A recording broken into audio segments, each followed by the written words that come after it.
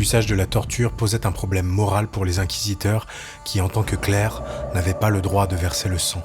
Comme on peut le voir dans Berserk, en plus de l'arbitraire et de l'intransigeance attribuées à l'Inquisition, dans notre imaginaire, elle est également associée à une série d'instruments cauchemardesques que seuls les esprits les plus pervers auraient pu concevoir et, pire encore, les utiliser. Mais ces instruments ont plus leur place dans des films d'horreur comme Hellraiser que dans des œuvres historiques.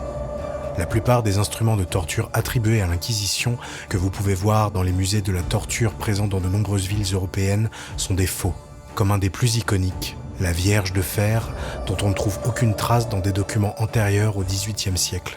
Idem pour la chaise de fer que l'on voit dans Berserk et qui n'est mentionnée dans aucun volume consacré à la pratique inquisitoire, ni dans aucune source avant le XVIIIe siècle. Il est grotesque de penser que des inquisiteurs aient l'idée de dépenser des sommes énormes pour confectionner de tels objets. La quantité de métal utilisée est énorme et les clous n'étaient pas fabriqués en série à l'époque. C'est aussi le cas de la chaise de Judas, dont la première mention écrite remonte à 1983. L'inquisiteur étant itinérant, le transport de tels instruments n'aurait eu aucun sens. Malgré tout, la torture, quelle que soit sa forme, reste quelque chose de terrible.